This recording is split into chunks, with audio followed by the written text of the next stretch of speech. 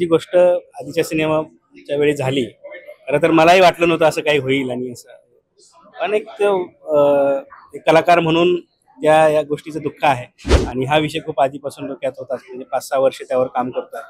तर निश्चितपणे हा सिनेमा माझ्यासाठी एक वेगळी आणि मी आयुष्यातलं एक स्वप्न आहे हा सिनेमा माझा. ही कादंबरी जेव्हा वाचली ना मी 9वीला होतो आणि ती वाचली का मला असं 2 दिवस 8 दिवस मला सुचतच नव्हतं काय. सारखं डोक्यात असं घोळत होतं की अरे फकीरा, फकीरा असं ते. मग त्याच्यामधली जी पात्र आहेत, फकीराची आई राधा, ती जेव्हा तो शेवटी ती रडते, असे हुबेहूब चित्रच माझ्या डोळ्यासमोर उभे राहायचे. ते वावटळ आणि हे सगळा तो जो काळ आहे. मंडळी नमस्कार, मी प्रेरणा. तुम्ही बघताय सकाळ. राष्ट्रीय पुरस्कार विजेते दिग्दर्शक भाऊराव कराडी आणि त्यांच्या चित्रपटाची आपल्याला सगळ्यांनाच उत्सुकता असते. त्यांचं वैशिष्ट्य म्हणजे मातीतला चित्रपट असतो त्याचा आणि प्रत्येकाला कनेक्ट होणारा असा चित्रपट. आणि पुन्हा एकदा एका नव्या चित्रपटाची घोषणा त्यांनी केलेली आणि त्याच निमित्तानं भाऊराव आहेत आपल्यासोबत. खूप खूप स्वागत आहे आणि खरंच शुभेच्छा तुम्हाला, कारण फकीरा असं चित्रपटाचं नाव आहे आणि त्याचं पोस्टर नुकतंच रिलीज झालंय. हा चेहरा बघताय तुम्ही छुपा ठेवलेला आहे, अजून तो रिव्हील केलेला नाहीये, तर त्याचीही उत्सुकता. पण एक काळ असा TDM चित्रपट आला आणि त्याच्यानंतर बऱ्याच गोष्टींना तुम्हाला सामोरं जावं लागलं. तुमच्यासाठी खूप भावूक क्षण होते ते सगळे आणि त्याच्यातून बाहेर येण्यासाठी मला वाटतं ही एक नवी उमेद होती, फकीरा. खरं आहे की जी गोष्ट आधीच्या सिनेमाच्या वेळी झाली, खरं तर मलाही वाटलं नव्हतं असं काही होईल आणि असं पण एक कलाकार म्हणून या गोष्टीचं दुःख आहे.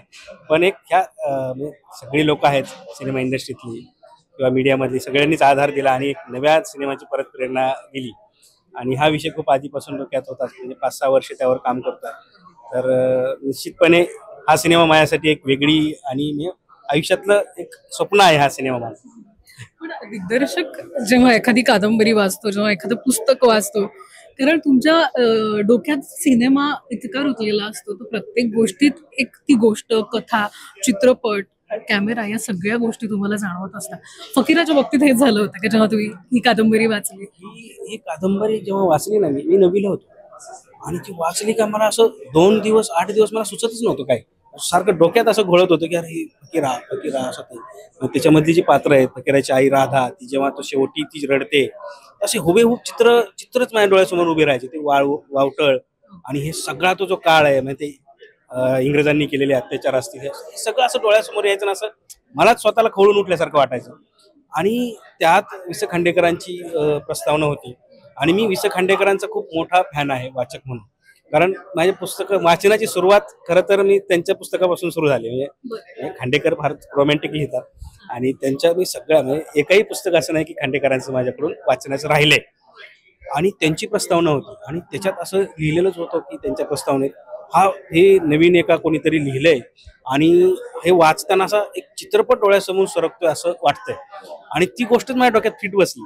अरे चित्रपट सरकतोय असं वाटतंय. आणि जेव्हा मी जसं पुढे 10वी 11वी 12वी नंतर मला सिनेमा करायचा असं मला वाटलं, तेव्हा मी पक्क ठरवलं होतं की मला आयुष्यात फकीरावरती सिनेमा करायचा आणि त्या गोष्टीवर मी बाकी गोष्टी हाताळत होतो, बाकी विषय हाताळले आणि तो योग आज जुळून आला. कारण खरं तर ती वाचनाची आणि तुमच्या सगळ्यांच्या प्रेमाची, रसिकांच्या प्रेमाची ही पावती आहे की मला हा विषय त्यावर चित्रपट निर्मिती करता येते. पण तुमची खासियत की तुम्ही एखादा चित्रपट आणणार असाल तर सगळं झोकून देता. मग तुमची जमीन विकणं असेल, बरंच सगळ्या गोष्टी. यासाठी काय संघर्ष करावा लागला? आता फकीरा येतोय तर त्याच्यासाठी काय संघर्ष? तर काय माणूस म्हणून संघर्ष सगळ्यांच्याच वाट्याला येतं. कदाचित माझ्या वाट्याला थोडा जास्त आला. पण सिनेमासाठी मी काहीही करू शकतो. म्हणजे जेव्हा पहिल्या सिनेमाच्या वेळेस मी केलं, तर फकीराच्या वेळेस मला काहीही करावं लागलं तर मी काहीही करेन. म्हणजे आताही मला सगळी जमीन विकावी लागली तरी ती विकेन. पण मला हा सिनेमा पूर्ण करायचा आहे. पण सुदैवाने खूप चांगली लोक माझ्या पाठीमागे आहेत आणि त्यांनी मला सांगितलं की तू काहीच विचार करू नको, तू फक्त सिनेमा कर. आणि या सिनेमाची आता सुरुवात होते. त्यामुळे ते टेन्शन नाहीये आता आणि पूर्णपणे तुम्ही तो वेळ देऊ शकणार आहात. पण अर्थात चेहरे रिव्हील नाही केलेले तुम्ही, फकीरच जी मुख्य भूमिका आहे. पण इतर कलाकार कोण कोण असणार आहे तर त्याबद्दल थोडक्यात सांगा आणि कधीपर्यंत काम पूर्ण होईल आणि प्रेक्षकांसाठी कधी भेटीला येईल चित्रपट? यामध्ये खूप चांगले कलाकार, मोठे कलाकार आहेत की माझं स्वप्न होतं की या कलाकारांबरोबर काम करायचं. यात मुख्य व्यक्तिरेखांमध्ये खरं तर नाना पाटेकर आहेत, मकरंद देशपांडे आहेत, प्रसाद ओक आहेत, संदीप पाठक आहे, नागेश भोसले सर आहेत, कमलेश सावंत आहेत, मृणाल कुलकर्णी आहे, मुक्ता बर्वे पण आहे आता यातल्या बऱ्याच लोकांशी संपर्क झालाय, सगळ्यांचं हे झालंय. तर ही आणि अजून बरेच नवीन काही लोक आहेत, काही कलाकार आहेत, हे सगळेच कलाकारांना घेऊन पुढे जायचं आहे असं. मला एक असं वाटतं की TDMचा जो काळ होता तेव्हा तेव्हा आपण जेव्हा भेटत होतो तेव्हा ते दुःख होतं, आणि पण आता तुमच्या चेहऱ्यावरचं हास्य आणि जे भाव आहेत ते सांगतायत की तुम्ही खूप आनंदी आहात, कारण फकीरा नव्या उमेदीने पुन्हा तुम्ही तुमच्या कामाला लागले. तर त्यासाठी खूप खूप शुभेच्छा गौरवजी. Thank you so much. महाराष्ट्रातील सर्व बातम्यांचे विश्वासार्ह व्यासपीठ, सकाळच्या सर्व सोशल मीडिया प्लॅटफॉर्मला लाईक, फॉलो आणि सबस्क्राईब करा. तसंच सर्व नोटिफिकेशनसाठी बेल आयकॉन प्रेस करायला विसरू नका.